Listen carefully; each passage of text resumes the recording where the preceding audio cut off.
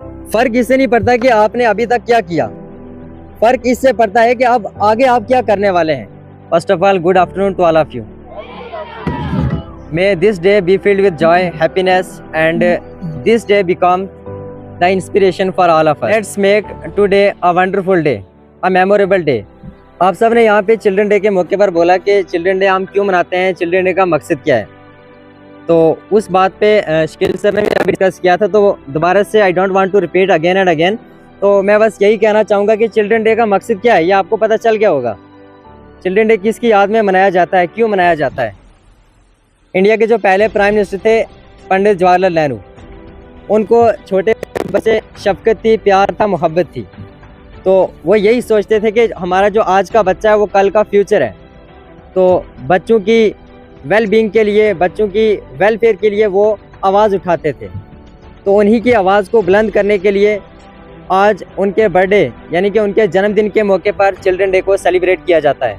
दुनिया में हर एक चीज़ की कीमत होती है, हर एक चीज़ की कीमत होती है, लेकिन वाहिद एक ऐसी इंसान, ऐसी चीज़ है जो अपनी कीमत खुद बनाता है। इंसान की कीमत इसकी काबिलियत होती है। खुद को इतना काबिल बनाओ, खुद को इतना बेहतर बनाओ, खुद के अंदर इतनी अच्छाइयाँ लाओ ताकि दूसरे लोग आपकी अच्छाई की, आपकी काबिलियत की तारीफ़ करें, आपकी अच्छाई की, आपकी काबिलियत की मिसाल दें। अब हमारे पास कभी कभी ऐसी सिचुएशन आ जाती है कि जब हम सारा काम अच्छा कर रहे होते हैं, लेकिन इन केस कभी हम किसी काम में नाकाम हो जाते हैं, तो फिर हमें क्या सुनना पड़ता है, लोगों के ताने, लोगों की बातें, यही सुननी पड़ती हैं। तो एक लड़का था, एक गांव में रहता था। वो, इस कहानी को ध्यान से सुनना, ठीक है। एक लड़का था, वो गांव में रहता था। वो बचपन से ही इंटेलिजेंट था, यानी कि लाइक स्टूडेंट था वो। तो जब रिजल्ट होता तो वो अव्वल आता, यानी कि फर्स्ट आता। जब वो 12th क्लास में पहुंचा, यानी कि 12वीं जमात में पहुंचा, तब उसका रिजल्ट डिक्लेयर हुआ। तो पूरे गांव वालों को ये उम्मीद थी कि ये लड़का क्या करेगा, टॉप करेगा। लेकिन अनफॉर्चुनेटली उसकी एक किताब बैक हो गई, यानी कि वो फेल हो गया। तो फिर क्या हुआ, गांव वालों ने, जो भी वहाँ पे लोग थे, उन सब ने उसको ताना देना स्टार्ट कर दिए। लोगों ने बातें बनानी स्टार्ट कर दी। तो वो परेशान हो गया, जहाँ जहाँ से गुजरता लोग उसको ताने देते। तो वो परेशानी की इस हद तक पहुँच गया कि वो एक साधु संत आदमी के पास गया और उनसे इसका सलूशन पूछने लगा कि अब इसका हल क्या है, कि लोग बातें सुनाते हैं और मुझसे ये बर्दाश्त नहीं होती, लोग मुझे ताने देते हैं। तो वो साधु संत आदमी उनको बोलने लगा कि मैं आपको एक मटका दे रहा हूँ दूध से भरा हुआ। उस साधु संत आदमी ने क्या किया, एक मटका लिया, उसमें पूरा ऊपर तक दूध भरा। वो बोलने लगा उस लड़के को, तू जिस रास्ते जाता है पूरे गाँव से गुजर के तू अपने घर जा, ये मटका अपने घर ले जा, लेकिन कंडीशन यह है, शर्त यह है कि इस मटके में से एक भी कतरा, दूध का कतरा नीचे गिरना चाहिए। तूने बस रास्ते में जब चलेगा तो तूने अपना फोकस पूरा मटके को जाकर घर में लेके जाना है और सीधा अपने रास्ते को फोकस करना है।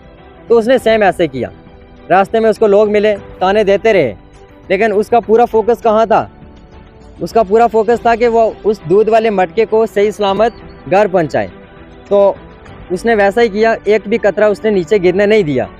फिर जब दूसरे दिन वापस उसी साधु आदमी के पास गया तो उसने पूछा कि आज भी तुझे लोगों ने ताने दिए। तो उस लड़के ने बोला कि मुझे ताने तो दे रहे थे, लेकिन सुनाई नहीं दे रहे थे, क्योंकि मेरा सारा फोकस था उस दूध से भरा हुआ मटके को सही सलामत घर तक पहुंचाना। तो मैं सिर्फ, मेरा फोकस था दूध पे, उस मटके पे और अपने रास्ते पे। तो मैंने वो काम किया, लेकिन मुझे लोगों की बातें सुनाई नहीं दी। तो इस कहानी से हमें ये सबक मिलता है कि आप अपने काम में इतना डल जाओ, आप अपने काम पर इतना फोकस करो कि दूसरों की जो चीज़ें हैं या दूसरी चीज़ें, उसका असर आप पर ना पड़े। लोगों की बातें, लोगों के ताने आपको सुनाई ही ना दें। अब जैसे एक कैमरा होता है, जब हम कैमरे से फ़ोटो लेते हैं या वीडियो लेते हैं तो वो पूरा फोकस किस पे करता है, अपने सब्जेक्ट पे करता है, और बाकी जो भी ऑब्जेक्ट्स होते हैं उनको ब्लर कर देता है। सेम ऐसे ही आपको क्या टारगेट पे फोकस करना है। जो भी गोल है, जिन गोल को आप अचीव करना चाहते हैं, उन टारगेट्स को फोकस करना है। ऐसे फोकस करना है कि सिर्फ उसी को फोकस है, जो बाकी वाली चीज़ें हैं वो ऑटोमेटिकली ब्लर हो जाएंगी। तो आज से अपने ड्रीम को पाने की कोशिश करो, पूरी एनर्जी लगाओ, अपनी पढ़ाई पर ध्यान दो, अपने बिहेवियर को, अपने डिसिप्लिन को डेवलप करो अपने अंदर। फ़र्क इससे नहीं पड़ता कि आपने अभी तक क्या किया, फर्क इससे पड़ता है कि अब आगे आप क्या करने वाले हैं। यूं ही नहीं मिलती कामयाबी, हर किसी को मेहनत की आग में दिन रात जलना पड़ता है। इसलिए आपको क्या करना है कि अपने ड्रीम्स को, अपने सपनों को सच करने के लिए मेहनत करनी है। आप मेहनत करोगे तो आपकी कामयाबी आपके साथ होगी।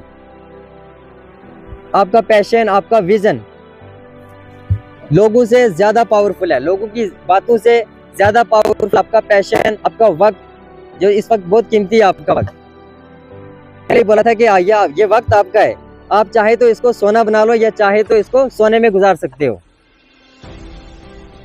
At the end, I would like to say thanks to the management of this institution who decides to celebrate this day, and I also appreciate those participants who participate here on this stage, and especially